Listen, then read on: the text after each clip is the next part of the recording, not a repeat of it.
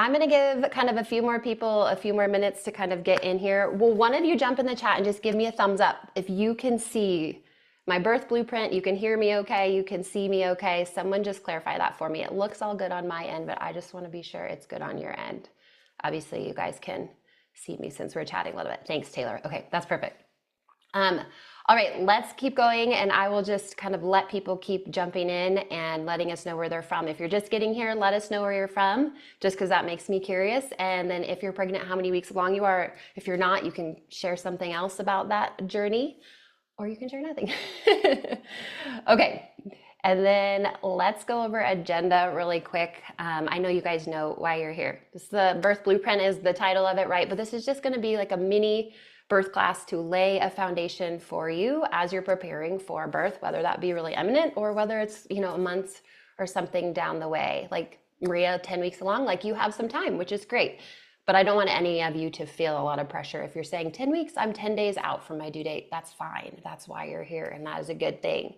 And so we will get into the education first thing after this little intro, and I will give you really the reason you're here, right? Which is wanting to know kind of some of these keys of birth and the things that I think that you should be really focusing on and thinking about in your birth. And then we'll move from there into just some next steps.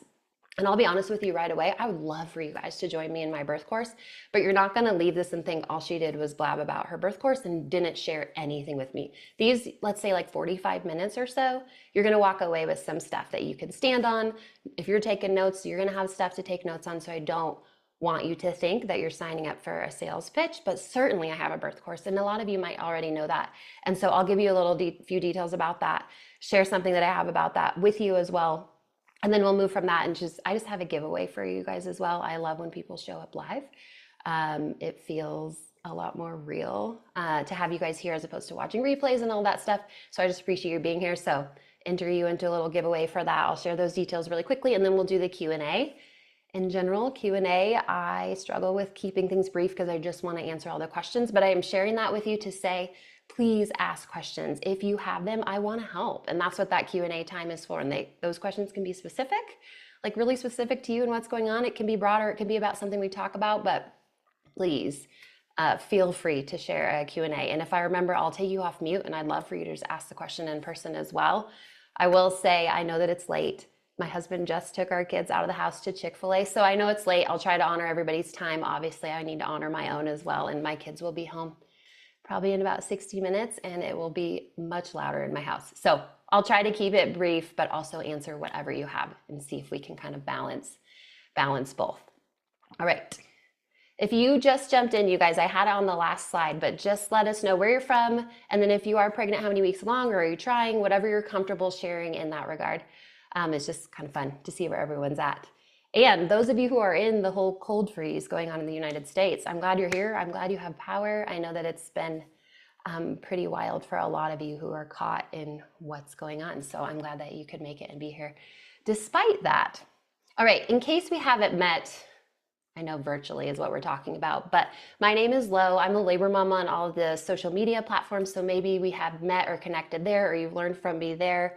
I'm a mom to 4, like I just mentioned. Right now they are 9, 7, almost 5, and 20 months old. So I've joked sometimes that I maybe am still postpartum, but probably not. But you can tell me if you think I'm postpartum still in the chat. So we are definitely in it with raising little kids, but I kind of just moved out of that baby phase with that 4th baby. My husband's name is Kelvin. You'll hear me mention his name off and on throughout this. So just so you are aware of that. And then I know it says birth junkie here, but I really am just... when I saw my first birth, when I landed my OB job, I found my passion, and it is this. And my husband and I talk about it a lot because he's in a job that he enjoys, but maybe not passion. And so I think it just feels really special to be in a place where I will say, this is it for me. It will always be some form of this when I get to work and do stuff like with my hands or with my voice, however you want to say that. I did not set out to be a nurse, which is kind of this funky, long story, and you don't need to hear the whole thing.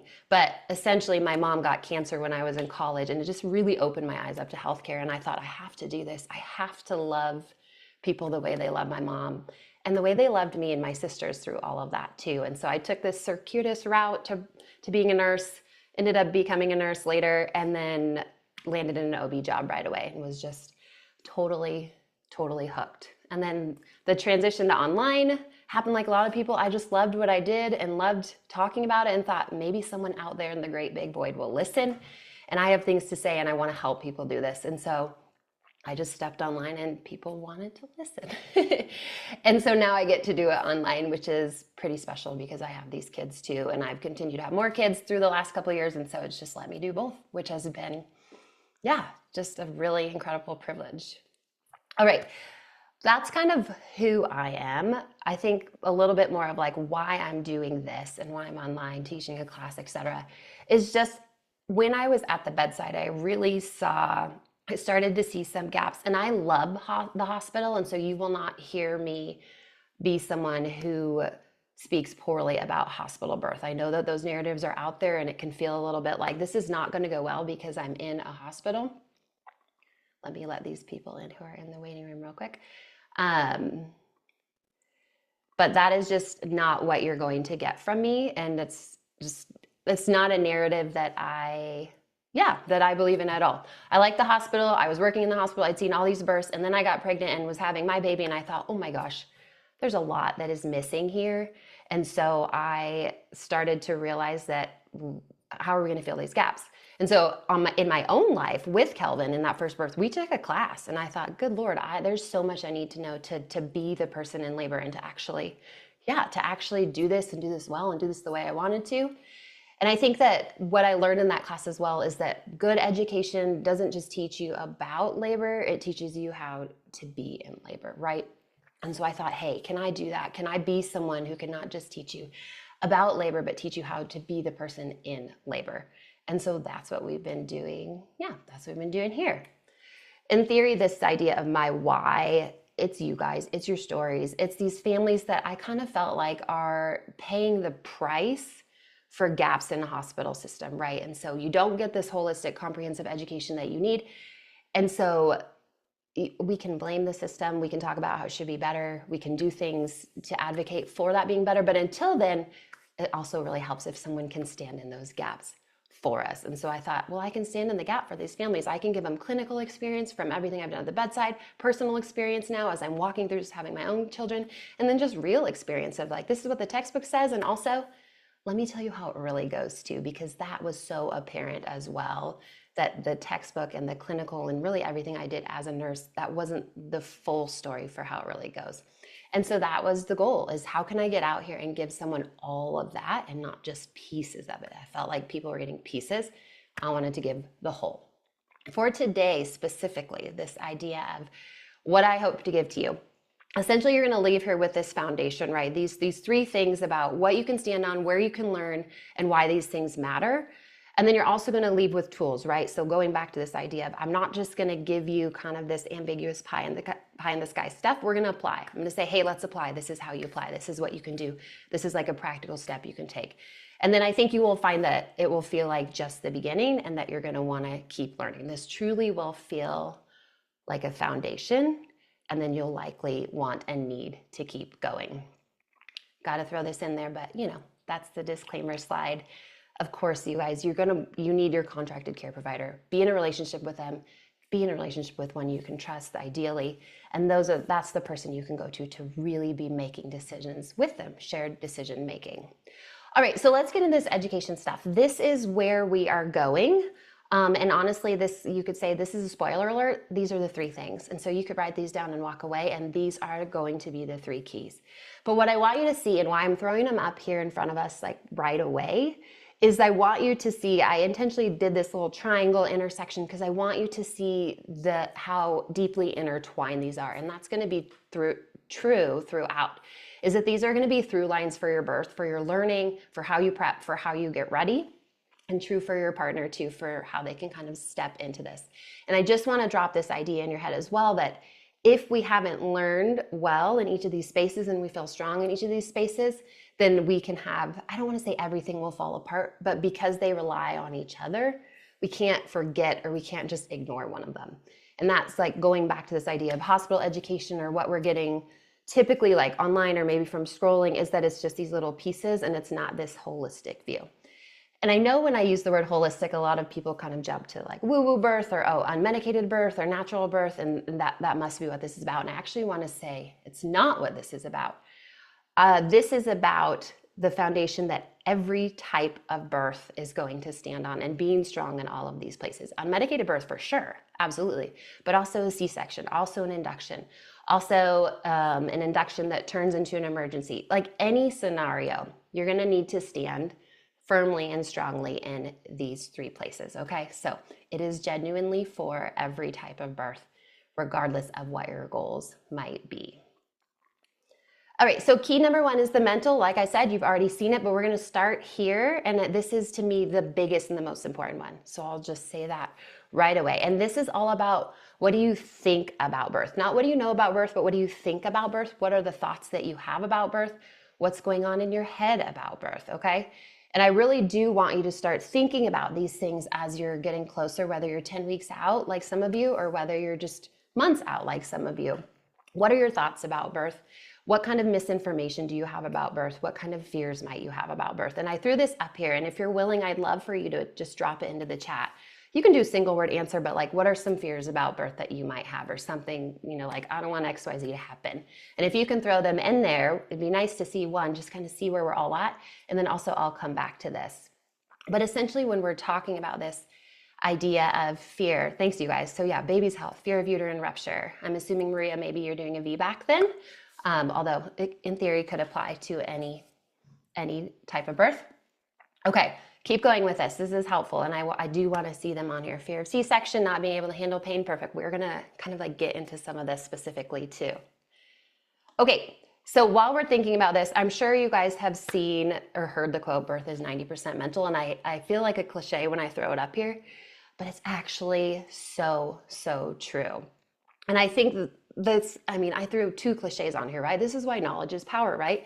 But what is in our head directly is going to impact how we feel and what we do with what we know. And those are things we're getting into, right? And so we really have to take charge of what's going on in here. So we can have misinformation, we can need to relearn something, we can have gaps in information, and so we can try to fill those, but we just have to recognize like how much of what we're thinking about birth or these fears that we have are playing a role in how it is going to play out. So fear itself is kind of, to me, like the biggest part of this conversation, or one of the biggest hurdles, because it's rooted in most of the things that are blocking us up here, or that maybe are preventing us from having the type of experience we want, or even leaning into learning about the type of experience we want. What I want you to know about fear is that fear leading up to or during labor, so we're talking even prenatally while we're thinking about birth, and then during labor as well, it's really normal. I think this can get misconstrued sometimes because there are narratives about having like pain-free labor and fear elimination. You know, months ago I saw this Instagram post that said, labor isn't painful, you're just scared. And man, I saw that and I thought, that is placing a lot of blame on people, thinking, oh, if my labor hurts, I screwed something up, or I messed something up, or I didn't manage my fear well. And while I actually do think that pain-free birth is possible, I could teach you about it if you wanted that. I think what I really want you to hear is that fear can actually be really normal and be really healthy. It's just more about what we do with it. So this second little part that I have on here, but this idea about asking, why do I believe what I do? Why do I have fears about what I have fears about? And then going farther. Okay, I'm gonna get knowledge about how to change those beliefs or relearn those beliefs. Am I misinformed about something like that? If I'm fearful about something, what can I learn about that?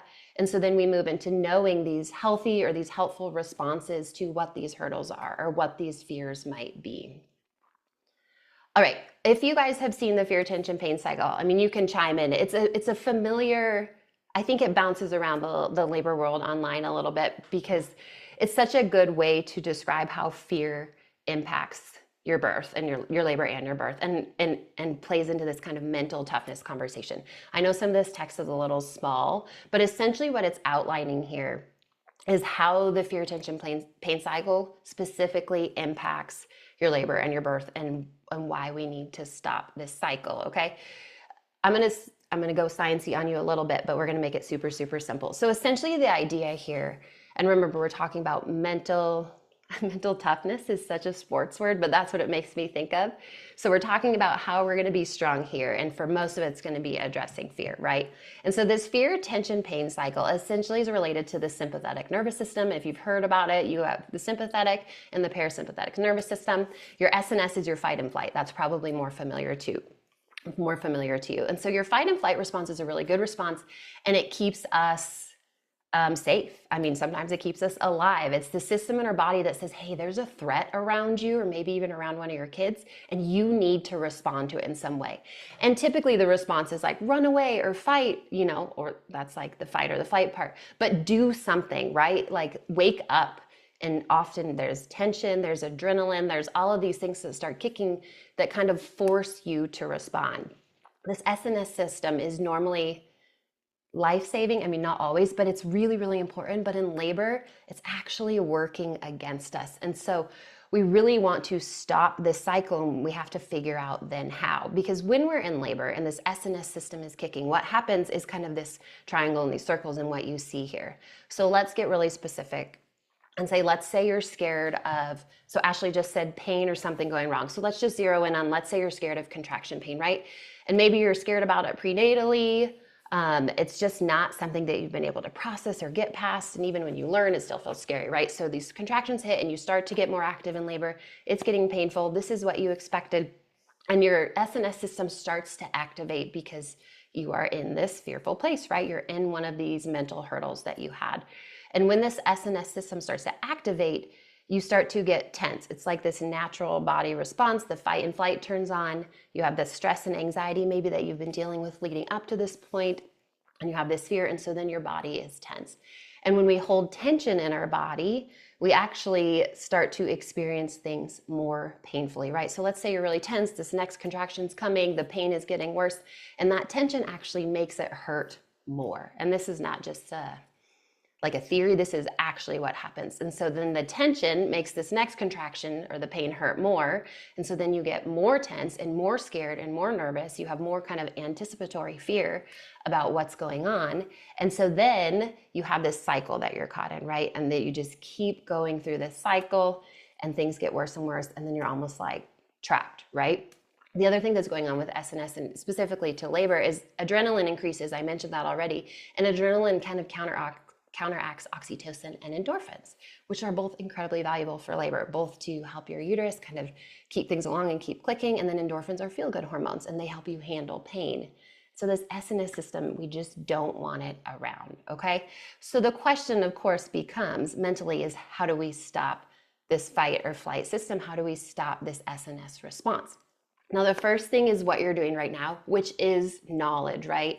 Leaning into the places that scare you, understanding what's normal and what's not, being in a class, being in a course, learning from the people around you, gathering information from your friends. All of this stuff is going to make the unfamiliar more familiar, right? Or maybe make some of the stories that you've heard less scary as you process, as you think about them, as you ask more questions. I think this can be a little dangerous sometimes because, of course, if we hear too many horror stories, then we start to think, well, this is going to be my story as well, right? And it can be hard to get out of that. But in general, we want to start with knowledge. And so check, right? Like you're already moving towards this place of, I'm going to be stronger mentally because I am gathering knowledge. One of the things I always like to tell people is I just love this idea of you being in your birth, coming up to something and just saying, I am scared of XYZ. And these are the things I know that can help me right now. So it's not this pain elimination like we talked about, or this fear elimination like we talked about, but just saying, hey, I knew you might show up. I also know what to do about you, or I know what's true about you. And so that is the goal for me when you're talking about stopping the fight or flight and how to stand and be really strong in that place. Let me just let in all these waiting room people again. Okay. All right, so how do we stop it, right? Let's get some practical, this idea of like, here's some stuff that you can actually apply. So these are just some of my favorites. This is not a comprehensive list of all the ways that you could potentially stop this cycle that we get in. And remember, this can apply prenatally while you're learning. A lot of it's going to be happening more mentally. And then some of this is for labor as well. So we're just constantly thinking like, how do we interrupt that cycle? Mindset shifts, controlled breathing, and safe environment. I simply bolded them because they're just some of my favorites. And I could give you a whole lesson on breath work. We talk about it a ton in the Your Body, Your Birth course, but I just think breath work is so important, but we're not going to go there. Safe environment, we're going to get to. The other stuff, massage, touch, that's all valuable as well. It's all valuable. But I just really love these ones that I bolded, so I wanted to kind of point them out to you for you to think about when you're thinking about this conversation. For the mindset shift specifically, this idea of affirmations and reframing, and to me this feels so mental, right? This is actually like a mental practice to reframe. I wanted to do this idea of applying specifically. And I know some of you in the chat said, I'm worried about pain, right? And so that's the second one on here. But what I want you to do when you think about the things you're scared about is reframe the way that you talk about them. We're reconsidering what we believe about them, and we're reframing the way that we talk about them. And so this first one, I'm so scared of tearing, I put it on there because it's just a big fear for so many people. I'd say it's top 5 when we have these conversations. And instead of this idea of I'm so scared of tearing, that being kind of the dominant thought in your head, I want you to flip it. And so this is where this knowledge comes in and this learning and the ability to say, hey, my body's really elastic and stretchy. It was actually made to allow a baby through. Those tissues, if they do tear, actually really heal really beautifully. A lot of tears can be physiologically normal, but we don't hear that a lot, but it is true, especially those small tears. They're the way that your body allows your baby through. So I want you to work on these reframes for some of these fears, like the ones that you've dropped in the chat. Is what can you learn about it? What additional information maybe can you gather about it? And then how can you kind of change how you're thinking about some of these mental hurdles that you have? The pain tolerance one, again, you can see that on here, but just flipping this around. So this idea of labor pain, it isn't like, normal pain. My body actually has these systems that kick in, like that oxytocin, like those endorphins that I talked about, that will support me and help me. That's different than the type of pain that I am used to. All right, you guys, so this is my kind of fill in the blank for all of what we just went through, and we're gonna do it 3 times, so get ready for that. But the first foundation of birth is mental. This is about how you blank about birth. So someone drop it in the chat just so I know you're listening to me. And we'll keep going. Perfect. Ashley, you're my superstar today. Okay, so key number 2, if you remember from the triad, is emotional. And this is all about how you feel about your birth. And we can talk about how you feel kind of leading up to your birth, but I really want to focus on how you feel during it as well. And so if the first one is all about your head and what you're thinking about birth as you prep, then this one I like to say is all about the heart and that idea of how do you feel during your birth.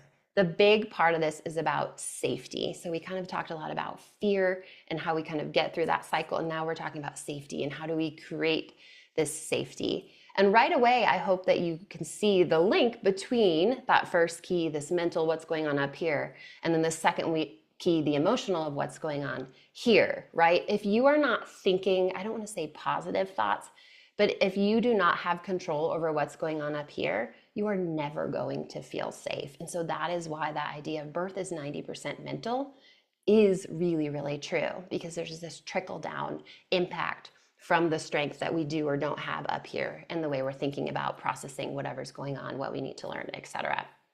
All right, a quick true and false. You can just type in a T or an F real quick. Your home is the best place to labor in. What do you guys think? I'll just jump right to what I think. I'm sure you guys are gonna agree with it. Yes, see, true. You guys are right, or I would say most often you're right, and so am I. The reason your home is the best place to labor in, the reason why you hear this so often is because the home is where we feel safe. And that is really what we all need to labor the most effectively. Okay. And so we want to think about how we can create spaces elsewhere, for most of us in a hospital, where we feel like we're at home. Now, you guys probably know, why would we stay at home? There's physiologically, you're gonna make more progress. You're gonna feel more safe. You're gonna have less interruptions, etc.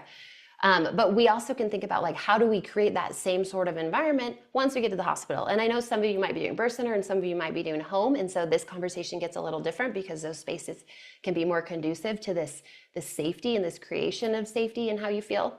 But in general, all of us can still be thinking about what we can do about our environment.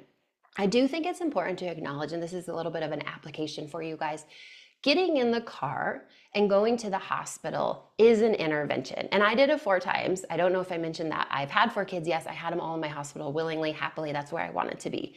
I want you guys to recognize, though, that when we get into the car and we're going to the hospital, it is an intervention. An intervention is often viewed negatively or has this negative connotation, but I actually want you to flip that and think more about interventions as interruptions. And then you start asking the question, if I'm interrupting XYZ, if something has changed, then how can I get back to where I was? What are the implications of that interruption? And so keep that kind of in your mind as you move through your labor too, not just in this specific conversation, but in all of it. Interventions are not necessarily negative, but they are an interruption, so we have to think about the implications of that.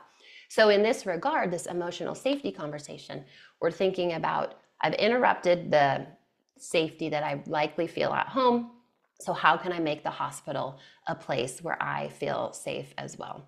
The other kind of application or thing I want to acknowledge as well before we keep going is the idea that a lot of people actually feel safer at the hospital. So if you're listening to this and you're thinking, but I want to be there, I just feel like that's where I need to be because I'm freaked out at home, that's okay. And I think sometimes people just say, stay home, stay home, stay home. And while that's true in theory, and typically it's going to be better for your process, sometimes that's where we need to be. Obviously, for induced, our entire process is happening there. So I don't want you to look at it like negatively, or you shouldn't be there, or you shouldn't enjoy it, or like it, or feel safe there. This is mostly just about once we're there, whenever we all get there, how can we make it feel safe so that the way we feel supports us in our labor? All right, so specifically, this is the ways that you can really think about your space and really impact kind of what's going on in your heart, which I know sounds a little fluffy, but I like thinking about it this way. And this is a great place for your birth partner to pay attention if they're in the room with you or listening close by, to send them the replay and just really get them to kind of listen in. Because these 6 things are something they can easily support you in and easily support this kind of emotional piece of the birth foundation, right? So this idea of who's in your space, what do you hear, what do you see, etc. These are basically just the senses, right? So it's a very easy thing for them to kind of start checking boxes as you move from home. And of course, they can take care of these things at home. Home isn't always perfect, so we can keep cultivating that space. And then when we get to the hospital, you can walk into this room or this space and start to kind of cultivate how this new space looks like. When I was in labor with my 4th baby, Kelvin walked into the room and I went straight to the bathroom when I got into my labor room, and I could hear him from the bathroom. And he walked in the room and he just started saying like, hey, grab the mat that she likes, and turn down the lights, and they closed the windows because of the lighting outside. It was really harsh. And he just started creating my space. It was such a cool example of him knowing these things and knowing what I wanted and what I needed. And then he just made it happen. So I love, love, love all of these for the birth partner. I'm going to walk through them really quick and give you some kind of literal applications for the hospital and what to think about. So if you were taking notes, you can scribble them down really quick, but just some things to think about in each of these. But I'm going to haul through them because it's practical, but some of it's just a little like hospital specific knowledge as well. So when it comes to that first one of who's in your space, obviously you have an RN. You've probably heard that you could fire your RN if you're not getting along well with them. I do want to reiterate that. It sounds very negative to jump right into that, but they are ideally, they're your person. If you are not vibing with them, you can call the charge nurse and let them know, hey, we're just not hitting it off together. Is there possibly another nurse who could take over my care? It really is that simple if that who doesn't feel safe and good to you. So just something to think about, keep in the back of your mind.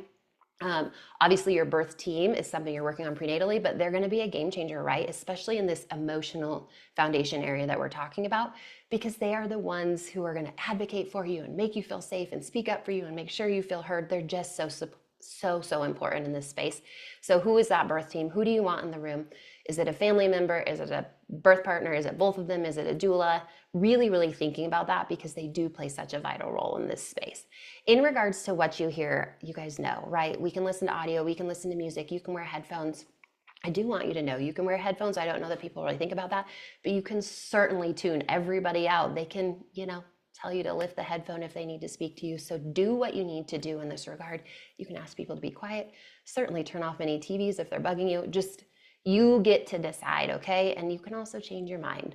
And so just keep that in the back of your head. One specific thing about laboring in the hospital that I like to talk about in this regard is that the fetal monitor, when you're attached to it, the monitors that are on your belly, and you're in your room, you usually can hear the baby's heartbeat. A lot of families and parents really like this. For some of you, it's going to be really distracting, or you're like trying to analyze it instead of being able to labor, and it just ends up not being what you need, that can be, the volume can be turned down to 0. So just want you to know that, because sometimes it's just not really speaking to you the way that for some people it might be. So that is something you will hear.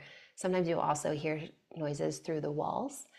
It's not always ideal, and that again, I think, is where the headphone music conversation actually does become really valuable. Okay, in terms of number 4, this idea of what are you looking at it? Really quick, 1, 2, or 3, which room would you want to birth in? Just type a number in the chat, and I'll see what you guys say while they come in. I would tell you right now that I would be obviously a number 1 or 3. I actually think I would like number 1 because it feels like a peaceful bedroom.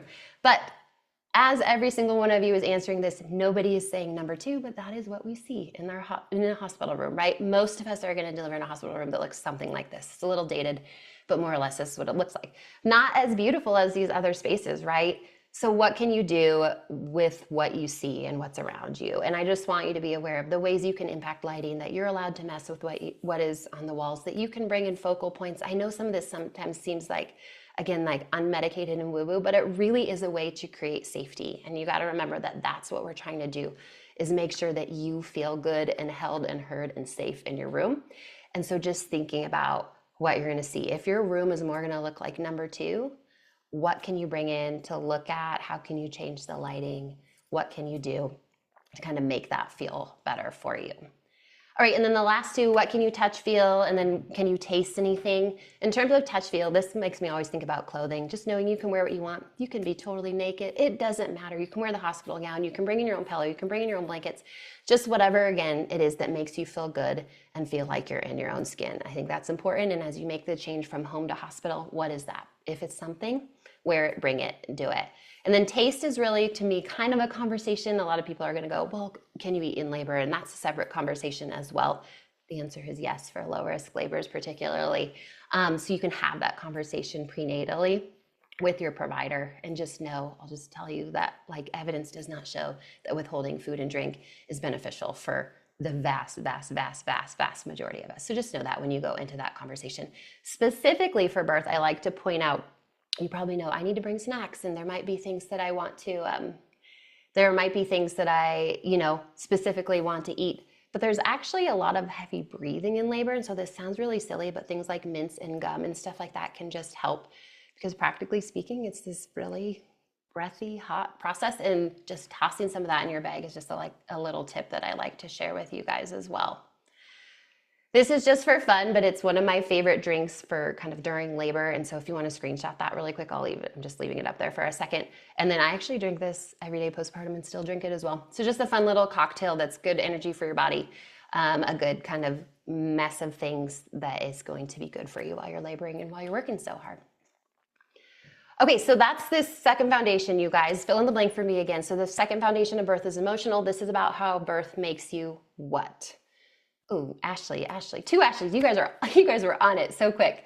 That's perfect, right? This is about how birth makes you feel. And so we've talked about what do you think about birth, right? That mental strength and toughness, our sports analogy. And then what do you feel about birth? And largely this is about safety. So how do you feel regardless of where you are too, okay? And then the last one, in theory, I would say is like everybody's favorite to learn about, certainly really fun to teach about, because you get to get out all the props, right? And start talking about the body and all the things. So to me, this is what do you know about birth and what do you know about the body? So this is where all those numbers come in, right? And the stages of labor and the pelvis and the different medications. That's what we're talking about here, is this really tangible knowledge that we carry into our birth. I think everyone likes to land here, and it gets a ton of credit because there's this like vast amount of information material available to us. But it also, in theory to me, is the least important, because these other 2 that often get skipped past, that mental key and then that emotional key, it doesn't work. The physical body literally won't be able to do what it wants to do if you are not feeling good and in a good space here, and if you don't feel safe here. So I know that's hard to believe, sometimes like hard to make that feel tangible. So just trust me that we need all of these spaces to be really strong, that this foundation really is about all of this stuff. Okay, a little fill in the blank, different than kind of what we've been doing at the end of each of these. How would you answer this? And you can type whatever you want in the chat. And I'll tell you right now, there is not a perfect answer for this. During labor and birth, baby cannot come out vaginally unless. And what do you guys think? Like, what is the first thing that pops into your head when you read that? And again, there are no right answers. There are actually a ton of answers for this. I remember I'm relaxed. Okay, let's see. I'm relaxed, head down until, yep, ready, dilated, head down.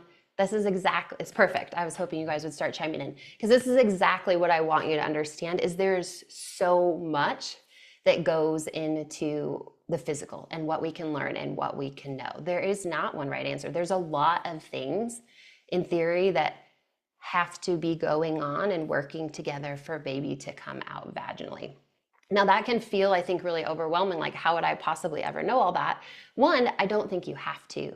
I think you gather as much as you can. And when you're safe and you're sound in these other ways, these other pieces of foundation, you're going to still make good decisions, even when you don't know every single part of every quantifiable number or stage or process. Okay? I really want you to hear that. The goal is not to know everything about this physical bodily process.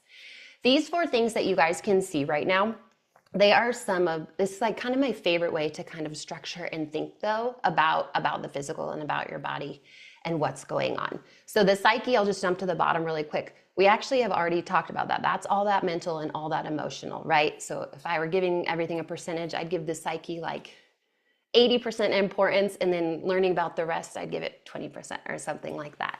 These other 3 P's, the passage, the passenger, and the passageway, or the passage, the passenger and the power, excuse me, are all about this process. And some of you kind of talked about baby and body cooperating. So you nailed it about baby descending and getting through. These little pictures on the side are to make this a little more literal or feel a little more practical, but it's just this idea of, if you consider that your body is the passageway, right? It's the road that the baby, the passenger, needs to travel down. And the power that makes that happen is the fuel for the car, right? And that's your uterus, oxytocin, and what's going on there. And so then when we're learning about what's going on, and then potentially, like, if things aren't moving in labor, we can say, hey, is this a passenger problem? Is this a power problem? Is it a passage problem? Is it a combination of problems? And you can just kind of lean into these areas of education while you're learning, and then when you're in it too, for any decisions that you might have to make. Okay, let's teach a little bit about some of these, just because it's so fun to teach about. The passenger and the passageway, I kind of put this stuff together. So this is kind of some prenatal prep that you can think about while you're getting ready. And then some of this, the like fetal positioning exercises you see on the bottom, continues into labor. But this is a lot of the stuff that people are thinking about when they're thinking, how do I get this baby to come out of me? I'm 39 weeks, I'm 40 weeks, I'm so tired. Like, why won't anything work, right? And this is really about, is the passageway ready? Is the passenger ready? And can you do anything to kind of impact those things? So I separated, you can see that kind of top chunk and bottom. The top chunk is kind of some of these classic natural induction techniques that you might hear about. It's not all of them. There's like 9 or 10. We go through all of them in your Body Your Birth course, and we talk about when to use them, do they work, what's the research say, et cetera. But these are some of them. And this is all about readying your cervix and your uterus. And then this bottom chunk is more about readying the body. So it's kind of like mostly about readying the road, right? If we go back to that analogy of like getting your body ready for the car, for the baby to be able to travel down the road, except for that very last bottom one, that optimal fetal positioning exercises you can see there, and then kind of chiropractic massage. Those things are really about making space for the baby to be in the best position. So to give that passenger like a really good, clear shot. So that was just for fun. That is just some things that I wanted you guys to see while you're thinking about prep and kind of how to apply some of this to that passenger passageway stuff. And then I wanted to teach about this really quickly because you just hear about it so much when you're doing any sort of birth education. So quick mini lesson that you guys can, bring into your birth for sure. Prenatal, you're gonna hear about fetal positioning, and then birth as well. And that is because babies continue to move during labor. And so optimal fetal positioning is not about having baby just ready when they start to drive down the road. If we want to stick with the analogy, it's also about paying attention to like their position as they continue to move through the pelvis. Okay, so quick mini lesson. Actually, can I just tell you, we spent 15 minutes looking for this about 10 minutes before this started because my littlest daughter took it and hid it somewhere in the house. and also has yogurt on its head. This is my littlest baby's favorite baby doll, so she stole it from me. Okay, you can't see it super well. Actually, yeah, you guys can see it pretty well. But it shows kind of what truly your baby or a fetal head would look like. And so when we're talking about optimal fetal positioning, people use the term occiput, which is the back of baby's head, the section right here. And then you're going to hear words like anterior, posterior, and transverse. And these are referring to where the baby is at inside of you, of your pelvis. And so when we hear a conversation like, I really want my baby to be occiput anterior, LOA, left occiput anterior, that's the best position for birth, okay? If we have to give a best, we want baby to be LOA. And what that means is that this occiput, remember the back of baby's head, is a little bit to your left, and then their occiput is to the front. So that's the L is for left, that's your left. The O is for occiput, and then the A is for anterior. So when you hear that anterior and posterior in some of these things, it's about you, where they are at on your body. So an OA, we'll just make it easy and call it an occiput anterior baby, looks like this, and you're staring at the front of the body, right? So this is more ideal. We want our babies like this. If we can prepare the passenger and the passageway and get them looking like this, that's what we all would choose, right? The OP baby that you hear so much about is looking more like this. You might also hear it called a sunny side baby. So their occiput, again, the back of their head is on your posterior. And so if they were to deliver, if you were on your back pushing, which I know that's a separate combo everyone likes to have, but if you were to deliver, baby would come out like this and they'd be looking up at the sky, okay? Not an ideal position for labor. That's why you hear it talked about so much on social media. It can lead to longer labors, longer pushing times. It's just a harder kind of position of the baby's head to push through your pelvis. It can be done. I've seen it lots of times, but it just can often make things harder. And so when we talk about optimal fetal positioning, why it gets talked about so much is simply because people are trying to avoid that position. They want you to avoid it if you can, in theory, just to make it easier for you.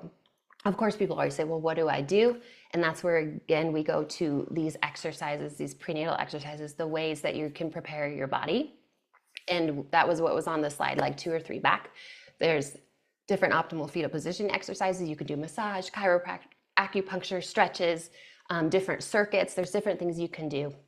They're all about getting these 2 things, again, back to our analogy, the baby and the pelvis, the car and the road, getting them all lined up and ready to go. And there's more on all of that inside of the course as well, and kind of different positions and things that you can do and how they can potentially support the 2 of you in this. Okay, one last little part, because I just really love teaching about this. Like I said, everybody does. Okay, this one is all about the pelvis and the different diameters of the pelvis. And so this ties into the positioning conversation a little bit, but if baby's OA, OP, or something else, they still have to come down and through the pelvis, right? So essentially, this is about these 3 different diameters, and I know you can see them in red there, but what they are is the top diameter to get your baby engaged and get them down into the pelvis, which is what we need typically for labor to start. And keep going. This top diameter is biggest from, or is widest from side to side. And then when baby moves lower in station, which is something we can teach and learn about as well, but when they get kind of mid-pelvis, the widest diameter for your baby is kind of this diagonal diameter. You can't really see it very well with my fingers, but that one that cuts through on the slide. And then the last diameter baby has to get through is the bottom diameter, which is front to back. So that's that little tip of your sacrum and then the front of your pelvis. And these 3 diameters are the ones that babe has to get through as they go through labor, descend, and ideally come out the vagina. And I just like including it in this conversation because it's a really good thing to think about as we talk about applying everything we know. Okay, so information like this, where your baby is at in your pelvis, what your pelvis is like. It can tell you and it can teach you how to move during labor. It can inform your decisions that you make during labor. If someone tells you, hey, your baby is OP, or hey, your baby is at 0 station, then I would hope that the knowledge that you're gathering about the physical body, about these, 4 Ps, that then triggers you and like, oh, I know ways to move. Your birth partner, these images that you actually see here on this slide, these are from our birth partner guide, and then some other PDFs in the main course as well. But these kind of give you guys specific ways to think about how do I apply what I know about the body at different times during my labor. I do want to say that if you don't have an epidural, intuitively, you typically are going to move the ways that your baby and your body need you to move. The epidural can kind of temper that, or just quiet down that intuitiveness because you don't feel where your baby's at. And so it's really nice to have this education about fetal positioning in the pelvis and stuff like that, so that you can then know things that you can do even in your bed and different ways you can move to just support your baby coming down and through your pelvis. Okay, that was my little like mini teaching lesson about all of that. The last P is the power P. I'm not going to get into that because there are so many details. This is an induction conversation. It's an augmentation conversation. Again, that reminder, this is all about the fuel during birth and how we're kind of powering the baby down and through the pelvis. I do want you to hear that this is about oxytocin, right? And so you can see how those through lines come back, and we go back to that emotional piece of the birth foundation, right? If you feel safe, if you're in an environment that is safe and calm and conducive to how you want to labor, you are going to have more oxytocin in your body. You're going to have more fuel, and the car, your baby, is going to move more effectively through your body. So mostly I want you to see that through line. There's more to that conversation, but this is about induction medications, when those are indicated, do you actually need them? I mean, it's just a lot. But that is the extra and that last P that you do want to know and be aware of as your labor progresses, and as people maybe suggest things or things come up, that this is something that's at play as well when we're talking about the physical body. All right, last fill in the blank. You guys know what to do. The third foundation of birth is physical. This is about what you blank about birth. Someone give it to me. Perfect. My Ashleys, you guys are on top of it, and Jessica, every time. Right, so this is about what you know, and I know that that's, in theory what's going on up here, but again, it's about what you think, about what you feel, and then about what you know. And those are our big three. If I had to pick a fourth one, does anyone know what I would pick if I said there's one more thing that's just so valuable, not invaluable, for you to stand on? It would be, I've talked about it a lot tonight already. It would be this. You need a birth partner. Oh, intuition's a really, really it's a really, really good one too. You need a birth partner. And the reason I'm bringing it back to this is because I want you to recognize and see the places where they can step in and support you. So I keep hinting at them, I keep talking about them through these three things, but I want you to see, so if we're looking at these takeaways, right? The birth partner can step into all of these spaces for you. And so often they're left feeling lost and they don't know how to show up. And so this is a way to show them how they can show up as well, right? So if the first thing is about controlling your mind and having this mental strength and toughness, and decreasing your fear, what can they do to support you in that process? What can they know? How can they help you activate your parasympathetic nervous system if we go back to that, right? How can they help you to feel calm? How can they help you if you are scared or process? What can they do? How can they play a role in that? And those are the questions that you can answer with them and prep with them. If we move to environment, and the idea of shaping your environment, about being safety, well, I gave you some really practical ways that they can step in and do that for you so that you can just do the work of having the baby. And of course, everything we just talked about is just a lot of practical knowledge and learning, right?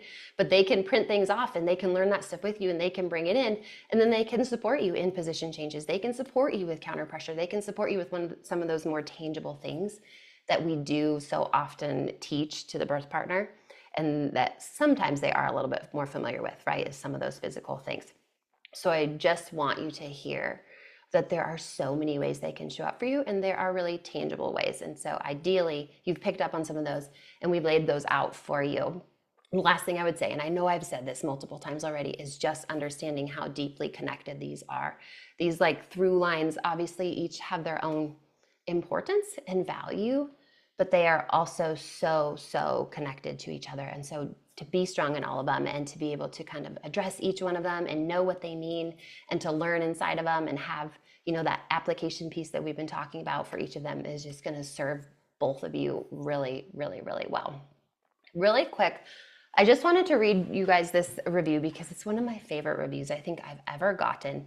And I will tell you right off the bat, as we go through this, a very, I'm going to say imperfect birth, right? But that is one of the reasons I love it. So Diana was induced at week 39 unexpectedly, which was not something she wanted. She got a day of Dilapan, which is an induction technique, and a Foley balloon, another induction technique. My doc checked my cervix only to have the baby grab her fingers. That's called a hand presentation. It's obviously not what we want. Turns out her hand wasn't supposed to be there. After a full epidural, my OB was able to get her to move her hand. Then Pitocin, pushing, meconium before birth. And finally, she had to be helped out with the vacuum because she was sunny side up and had a 90th percentile head. Sunny side up is that OP baby that we did that little lesson on. Then she came out stunned.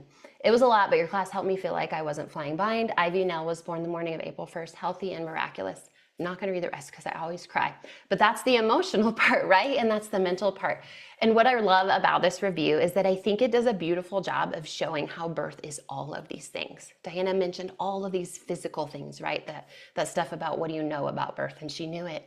And she, in theory, knew how to move through it. But that vulnerability, that scariness, that remarkableness, like that mental toughness, all of that, I think it's just really cool to see her speak to that right here. Okay, so I mentioned to you guys when we started in terms of next steps, yeah, I would love for you to join my birth class and do more with me. Lean into these 3 spaces more. Your Body, Your Birth is my like primary best-selling birth class. It really moves, like you could have this just on its own and you are gonna walk away with so much. But these modules inside have individual lessons inside, and you can just jump in and out. You could grab what you need if you want to. Like if you're like, I need to know about meconium or I need to know about cervical checks, you can go in and do that. You can march through all of it together. But this one will really walk with you from your pregnancy, prepping, planning, preparing, appointments, all of that, all the way through postpartum and what's going on in the hospital even after birth for a few days as well. And so you really will have kind of this full comprehensive education that speaks to this mental, emotional, and then certainly the physical as well. So you have the details, you have the knowledge, but then you also really have the strength and the ability to apply them as well. There's community and extras inside of it. I know you've already seen some of the like guides and things you could print and bring in with you. Certainly the stuff that the partner can do as well. Community is just being able to access me and then the other moms. So ask questions like whatever you want to specifically throw at me. That's a way to get at me. I've mentioned this a little bit, but the partner playbook is an extra course that's inside of this course as well. So you get the full course and then you get there's 3 extra mini courses as well. This is one of them. That's Kelvin. I don't know how I got him on camera. I'm still so surprised that he did it. But he kind of built this little thing where he filmed himself offering support for partners and the things that he thought really mattered and that you could focus on. And then we paired it together with a 100-page guide for just the entire process as well. So thanks, Kelvin. Indirectly, he loves you guys because I love you. So he did that for me because he loves me. Deep dive induction is all about that induction stuff we're talking about. So kind of that power conversation. And if that comes up in your birth, this little mini course will have all of it for you, including if induction comes up before labor even starts. And that's a decision you have to make. And so this course helps you decide, do I need induction? Why would I need induction? What will that process look like? What are the medications? About 50% of labors in the US end up using Pitocin. And so even if induction is not the plan and it doesn't happen, it is very likely you are going to run into an induction augmentation situation in your birth. And so this and the material inside of that one will be valuable for you. The VBAC, of course, is specifically for VBAC. I know some of you are VBACers in here, and so obviously this is going to serve you really well. If that's not where you're at right now, or it's your first baby, then you tuck it on the shelf, and if you need it for later, it would be there for you. But the VBAC one really, again, like the induction, walks through the decision and then walks through the process, the meds you can use, so you are familiar with the process and know what it will look like once you have chosen to have your VBAC, and then how it will actually play out. So that like reality and not just the clinical or practical, but really what it might look like for you. And then this is the bonus just for you guys, just for live class stuff. So this isn't available elsewhere. So don't go looking for it if you were going to. But this is my postpartum newborn course. So this is a full course like Your Body, Your Birth. So it's 11 or 12 modules as well. And it is all about your 4th trimester, your healing, recovery, things like your bladder, your uterus, bleeding, your transition to home, your family's transition, and then all about the newborn. From the simplest things, maybe like changing a diaper, to leaving the house, feeding them, their first cold illness, you can see swaddling, stuff like that. And so it just walks through all of that. And kind of, I'm going to say hold your hand as a new parent as you kind of get to know this baby and also heal and care for yourself.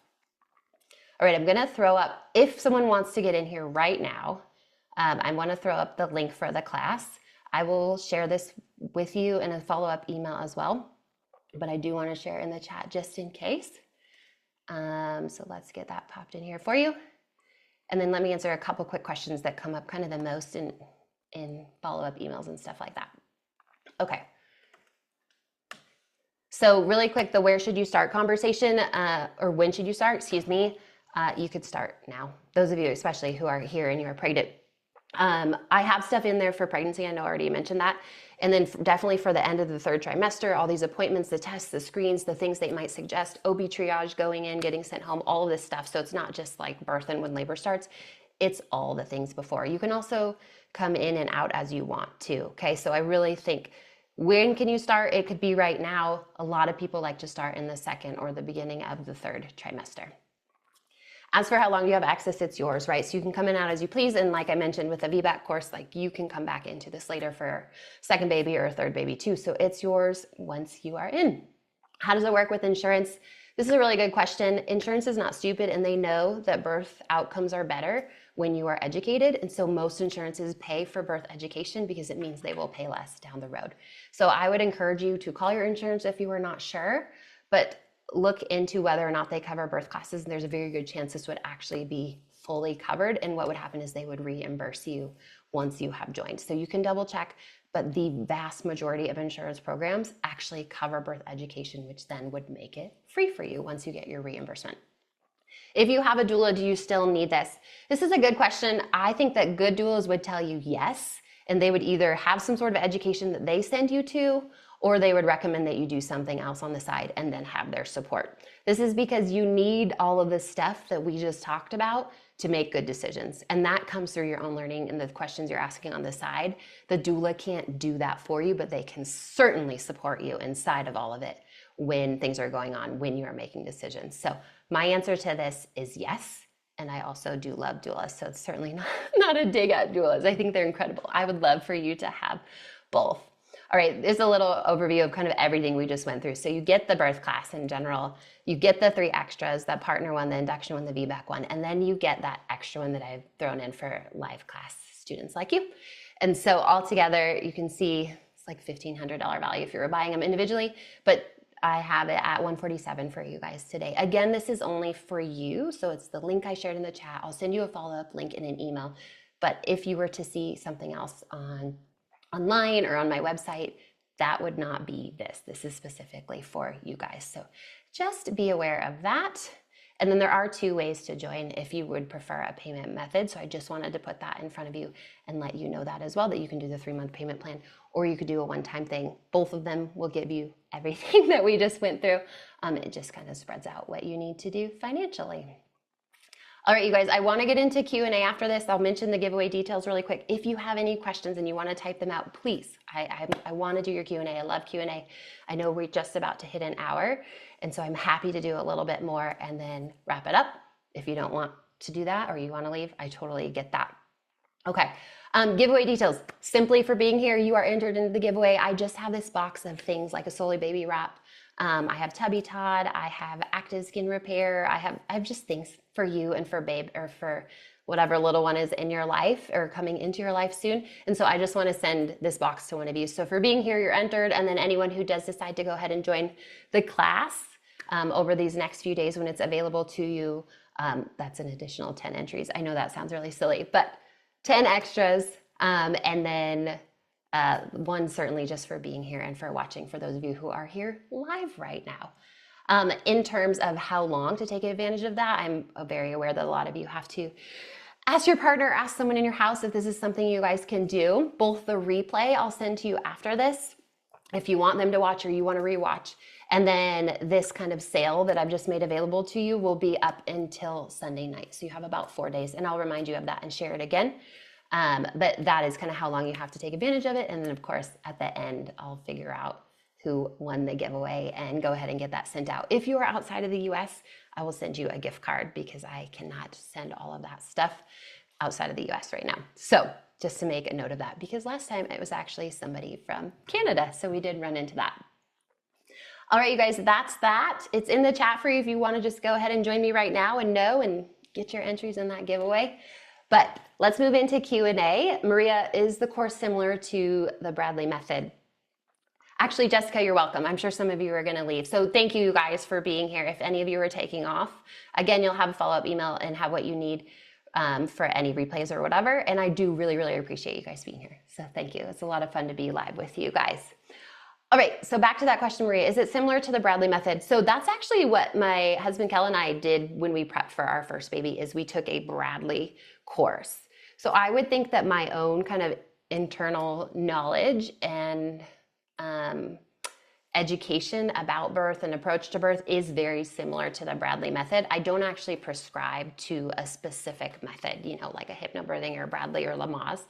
It's more just about teaching the mind, teaching the heart, and teaching the body. I did have all 4 of my kids unmedicated, so I am very sure that I teach the breadth of what you may need to know to have an unmedicated birth. But if someone were to say, hey, I want to know hypnobirthing specific breathing practices, like that, it is not that nuanced and that niched. It's more just the full breadth. So you can put all of that together, kind of regardless of how you want your birth to go or what you think about, you know, your pain or whether or not you want pain tools, etc. So overall, short answer, it is not a Bradley method course, but that is how I learned, and that is how I'm taught, how I was taught for my own births. And so I think it's kind of inherent is that that's kind of the way that it comes out as well. As for specific breathing techniques inside of the course, so I have a lesson on pain tools, and then breathing techniques are in there, and we just go through a lot of different breathing techniques. And we talk about the way that you can pace breathing and pattern breathing and how that looks. So like Lamaze specifically, or maybe more so when a lot of us, like when our moms were having kids, it talked about a very prescribed, you know, he-hoo type of breathing pattern. I don't do that. I give them all to you, the types of breathing patterns, the ways to think about different kind of suggestions. And then it's your job, let's say, to put those breathing patterns together and figure out what feels good to you. And so I encourage you to practice. I encourage you to do these things prenatally, go on walks and breathe in different paced rhythms or try different styles, because I do think breathing is a skill. I know that our bodies are breathing for us every day. And so you can think like, oh, I just need to deep breathe during labor. It's a lot more than that. I think that that's really kind of diffusing it down to something really small. When we breathe in labor, we're breathing in a very different, intentional, and incredibly valuable way. And so these different patterns kind of make you aware of the ways you can be in charge of your breath. And those different patterns and rhythms and things to think about and practice are inside of the course. So yes, does it have specific breathing patterns or techniques? Yes, those are laid out for you inside of the course. Okay, anyone have any other questions? Anything even specific to your own pregnancy right now or what's coming up? If not, then I think we can go ahead and jump out of here. You guys good? All right, thanks again. I know I already said thank you, so just a quick thanks for being here. I appreciate you guys. You're welcome, Katie.